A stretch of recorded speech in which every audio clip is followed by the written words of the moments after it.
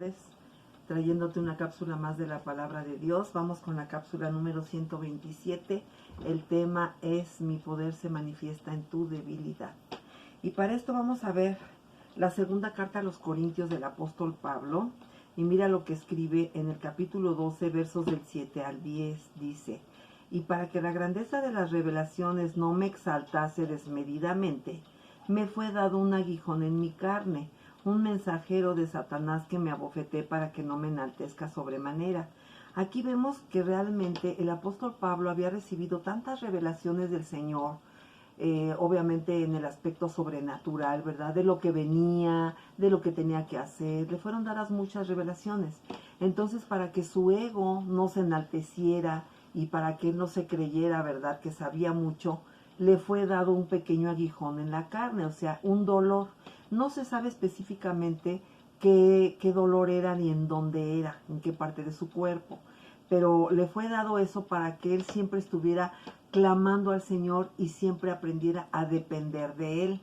Entonces aquí cuando lo dice él, me fue dado un aguijón en mi carne, un mensajero de Satanás que me abofete, dice, para que no me enaltezca sobremanera. O sea, él sabía el motivo por el cual le había sido dado ese aguijón en la carne. Y en el verso 8 dice, respecto a lo cual 3 veces he rogado al Señor que lo quite de mí. O sea, él ya le había pedido al Señor que se lo quitara. Pero en el verso 9 el Señor le contesta y le dice, bástate mi gracia, porque mi poder se perfecciona en tu debilidad. Dice, por tanto, de buena gana me gloriaré, más bien en mis debilidades, para que repose sobre mí el poder de Cristo. Dice, por lo cual, por amor a Cristo me gozo en las debilidades, en afrentas, en necesidades, en persecuciones, en angustias. Dice, y porque cuando soy débil, entonces soy fuerte. Entonces vemos aquí que Pablo descubre que cuando él es débil, el poder del Señor es soltado de sobremanera. Que cuando él descubre que cuando él clama siempre al Señor y está dependiendo de lo que él le ordene, el poder se suelta, ¿verdad? Por eso Pablo tenía un poder tremendo para sanar enfermos, para dar profecía, etcétera, ¿no? Entonces vemos que en la debilidad el Señor se manifiesta de sobremanera. Bueno, les voy a leer en Mateo 26, 41, dice, velad y orad para que no entréis en tentación. El espíritu a la verdad está dispuesto, pero la carne es débil. Entonces ya sabemos que siempre el enemigo de nuestras vidas pues nos va a poner tentaciones. Y esas tentaciones siempre la carne va a irse detrás de esas tentaciones. Pero te dice aquí que si velas y oras, ¿verdad?, el Señor te va a fortalecer porque Él conoce que tú eres débil en la carne. Ahora bien, te voy a leer otro pasaje que está en Hebreos, en el capítulo 4, en el verso 15. Dice, porque no tenemos un sumo sacerdote que no pueda compadecerse de nuestras debilidades. O sea, aquí está refiriéndose a Jesucristo, que Él es el sumo sacerdote, porque Él es el único que intercede ante Dios por los hombres. Como Él fue el que derramó su sangre por el rescate de tu alma y por el perdón de tus pecados, Él es el sumo sacerdote. Él es el que realmente intercede ante Dios Padre por los hombres. No hay otro. Entonces aquí dice que no nos fue dado un sumo sacerdote que no se compadeciera, ¿verdad?, de nuestras debilidades. Dice, sino uno que fue tentado en todo según nuestra semejanza, pero sin pecado. Entonces aquí nos confirma que Él vino en carne y que fue tentado en todo, como cualquier ser humano, ¿verdad? Pero como Él vino sin pecado, Él pudo sostenerse por la parte divina que traía y que realmente Él no sucumbió ante ningún pecado, ¿verdad? Él se pudo mantener santificado y firme y por eso es que Él traía todos los dones, todos los talentos, ¿verdad? Y sabemos todo lo que hizo. Bueno, te quiero leer lo que dice la interpretación de los teólogos, que es muy interesante, respecto del aguijón en la carne. Mira qué interesante, dice, la palabra aguijón da la idea de dolor, dificultad, sufrimientos, humillación o debilidades físicas, pero no de la tentación a pecar.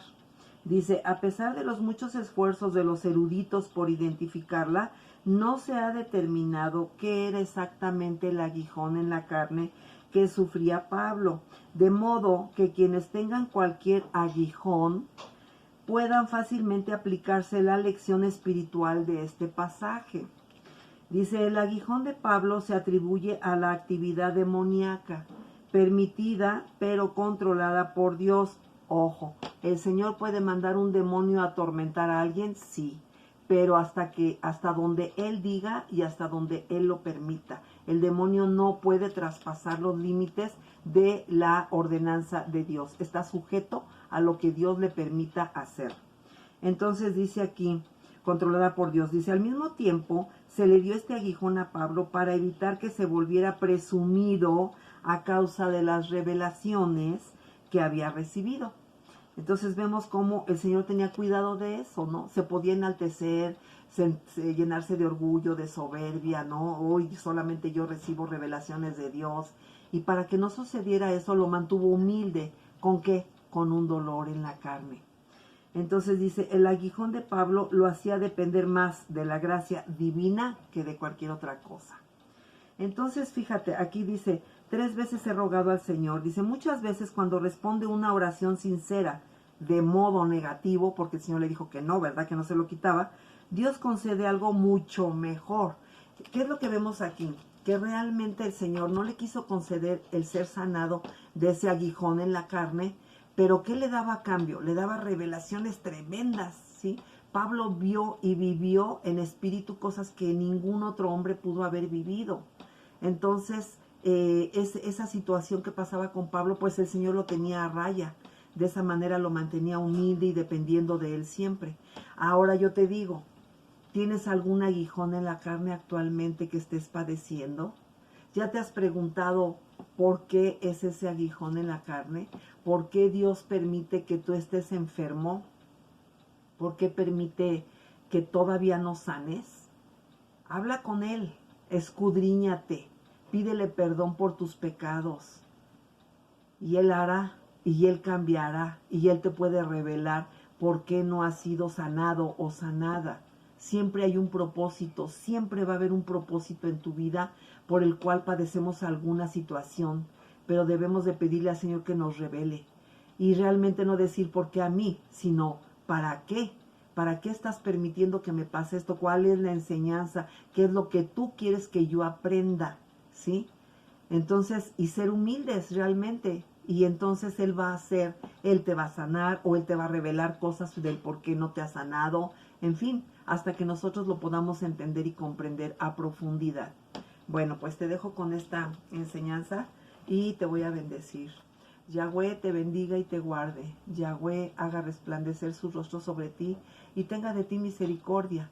Yahweh alce sobre ti su rostro y ponga en ti paz. Y pondrán mi nombre sobre los hijos de Israel y yo los bendeciré. Amén. Shalom.